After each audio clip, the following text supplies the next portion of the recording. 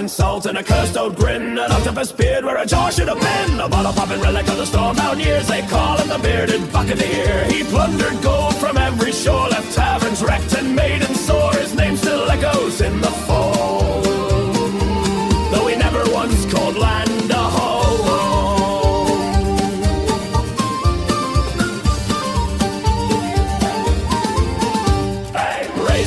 Let the bottle fly. This opener's forged neath a blood-red sky. It don't just crack a brew and flare. It whispers maps and pirate prayers, stolen from the locker deep, where crack and thrash and shipwreck sleep